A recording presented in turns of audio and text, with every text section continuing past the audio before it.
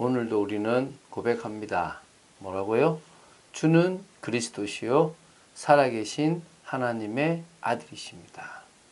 주님은 누구보다도 우리를 잘 아십니다. 우리의 모든 문제를 주님은 해결하실 수 있습니다. 우리의 모든 것을 주님께 내려놓고 고백하고 또 주님만을 바라보기를 원하십니다. 그런 응답의 하루, 말씀 따라가는 하루. 그래서 고장나고 상처받고 병들고 타락한 그런 많은 것들을 복음 안에서 회복하는 축복이 있게 되기를 예수님의 이름으로 축원드립니다. 자, 마태복음 19장 23절부터 30절 말씀까지를 봅니다. 청년 부자 관원이 예수님을 찾아와서 어떻게 하면 선한 일을 하고 어떻게 하면 영생을 얻는지를 물어봤습니다. 그때 예수님께서는 계명을 지키는 것인데 그 계명을 온전히 지키려면 네가 가장 사랑하는 것을 내려놓고 그것을 다 팔아서 섬기면 진정으로 사랑하는 것이다. 진정으로 계명을 지키는 것이다. 너는 나를 따르라. 그것이 계명을 지키는 것이다 라는 말씀을 하셨습니다. 그리고 근심하고 돌아갔죠. 자, 이제 그 뒤에 예수님께서 제자들에게 남기신 중요한 메시지입니다. 우리 한번 보도록 하겠습니다. 19장 23절입니다. 예수께서 제자들에게 이르시되 내가 진실로 너희에게 이르노니 부자는 천국에 들어가기가 어려우니라. 이게 진실로라는 말이 들어간다면 상당히 좀 중요한 부분이라고 보시면 됩니다. 부자가 뭐라고요? 천국에 들어가기 어렵다는 겁니다. 그 말은 뭐 불가능하다는 건 아니고 가능은 한데 어렵다는 거죠. 여기에 지금 어떤 의미가 있냐 그러면 세상 속에서 자신이 의지하는 거, 뭐 부자뿐만 아니라 지금 그 돈 말고 건강, 명예, 권력 이런 것들은 다 뭡니까? 세속적인 측면이 있습니다. 이런 것을 많이 누리다 보면 자연히 이런 데 의존하게 돼 있습니다. 그러면 사실은 이 땅에서 하나님이 하시는 그 통치에 순복하고 따라가기가 어렵습니다. 그래서 장차 천국에 들어가기는 더 어렵다고 봐야 될 것입니다.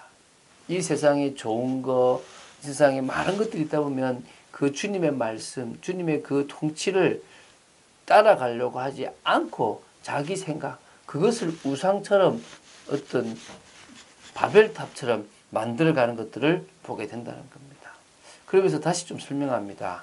다시 너에게 말하노니 낙타가 바늘기로 들어가는 것이 부자가 하나님 나라에 들어가는 것보다 쉬우니라 하신대. 낙타는 큰 동물 알죠? 저도 한번 낙타를 타봤는데 낙타가 걸어가는 게 참 희한합니다.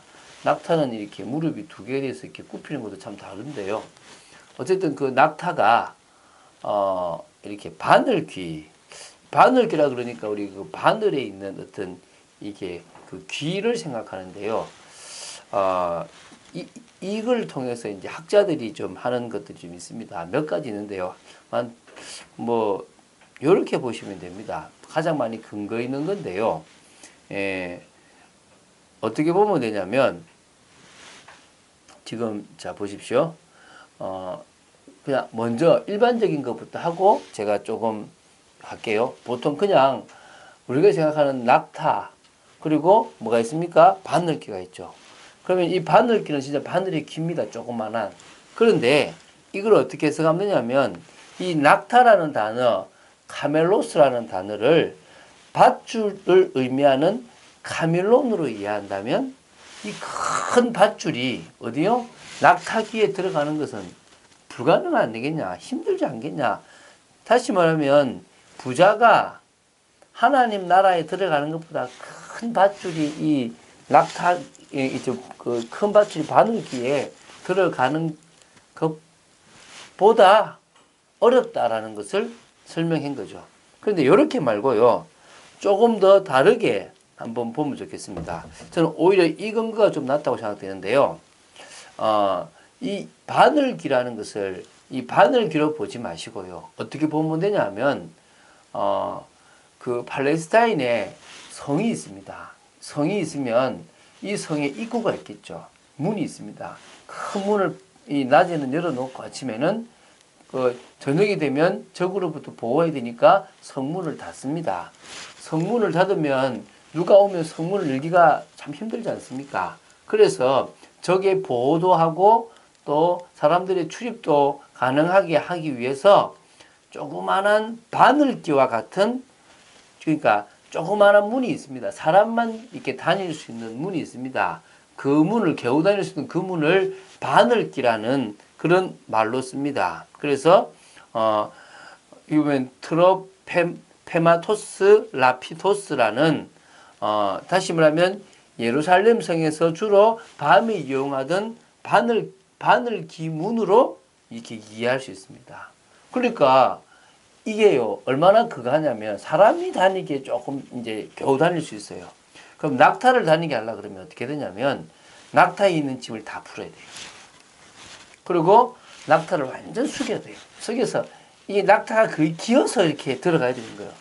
그러니까 이 낙타를 한번 그 안에 집어넣으려고 그러면 막 진짜 진땀이란 진땀을 다 빼야 되는 겁니다. 그래서 요 예를 가지고 어떻게 해요? 낙타가 그 바늘귀 문에 들어가는 것이 부자가 하나님 나라에 들어가는 것보다 쉽다라고 설명하신 겁니다. 그러니까 이제 제가 놀란 거죠. 제자들이 듣고 몹시 놀라며 이르되 그렇다면 누가 구원을 얻을 수 있으리까? 아니 얼마나 그 힘든 일입니까? 거의 불가능에 가까운 일이지 않습니까? 그래서 이제 26절에 이렇게 말씀하십니다. 예수께서 그들을 보시며 이르시되 사람으로는 할 수 없으나 하나님으로서는 다 하실 수 있느니라. 그렇습니다. 사람은요, 부자가 천국에 들어가기 어려울 만큼 사실은 돈이나 명예나 이런 세상적인 것에 빠져버리면 주님을 의지하기가 어렵다 하지만 하나님은 그런 부자라도 불가능한 사람이라도 들어갈 수 있게끔 하신다는 겁니다. 뿐만 아니라 사실은 모든 인간은 하나님 나라에 들어가기가 어렵습니다. 그런데 하나님은 그 일을 예수 그리스도를 통해서 하셨다는 것입니다. 이에 베드로가 대답하여 이르되 보소서 우리가 모든 것을 버리고 주를 따라 싸운데 그런즉 우리가 무엇을 얻으리까? 그러면 저 부자는 어렵다 그러는데 우리는 사실은 우리가 가지고 있는 배도 버리고 우리가 가지고 있는 집도 버리고 다 사실은 버리고 주님을 따랐는데 우리는 무엇을 얻을 수 있습니까? 라고 묻습니다. 예수께서 이르시되 내가 진실로 너희에게 이르노니 세상이 새롭게 되어 인자가 자기 영광의 보좌에 앉을 때에 나를 따르는 너희도 12 보좌에 앉아 이스라엘 12지파를 심판하리라. 재림의 순간 심판할 그때가 되면 인자는 자기 영광의 보좌에 앉을 것이다. 그때 너희들도 나와 같이 앉아서 12지파 많은 사람들을 심판하려는 것이다. 요거를 잘못 생각해서 이제 나중에 이 누굽니까? 야고보와 요한의 어머니가 청탁을 하게 되는 부분들이 있는데요. 잘못 해석하면 예수님이 진짜 당신 나라에 임하고 우리가 그 옆에 앉겠구나. 관리가 되겠구나. 이런 생각을 하겠죠. 또 내 이름을 위하여 집이나 형제나 자매나 부모나 자식이나 전토를 벌인 자마다 여러 배를 받고 또 영생을 상속하리라. 영적인 복, 천국에 들어가는 것은 당연한 것이고 영원한 생명을 얻는 것은 당연한 것이고 육신적인 복도 주신다는 겁니다. 예수님의 이름을 위하여 집도 버리고 형제도 버리고 자녀나 부모나 자식이나 전토를 다 버린다면 여러 배. 마가복음 10장 30절에는요. 100배로 번역했습니다. 사실은 이 마태복음에도요. 원본에는 뭐라 되냐면 100이라는 그래서 어떻게 보면 100배라는 의미가 있습니다. 그런데 그거를 한번 번역상에 오를 수 있는 여러 배라고 했는데 100배의 축복을 받아 누린다는 겁니다. 그래서 아무리 사단이 장악되어 있어도 우리는요. 영적인 축복을 통하여 다 버릴 수가 있고 또 하나님의 말씀을 따라갈 수 있습니다.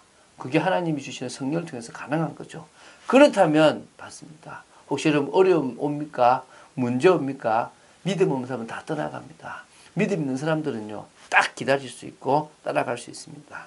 그러면서 이런 얘기를 합니다. 그러나 먼저 된 자로서 나중되고 나중된 자로서 먼저 될 자가 많으니라. 다 따라간 복 받는데 먼저 믿는다고 했지만 사실은 중간에 낙심하고 또 근심하고 흔들리고 그래서 나중돼 버리는 믿음 없는 사람처럼 돼버리고 오히려 뒤에 들어왔지만 그런 환경 속에 믿음의 결단을 하고 복음으로 버려버리면 먼저 돼버리는 축복도 있다는 것입니다.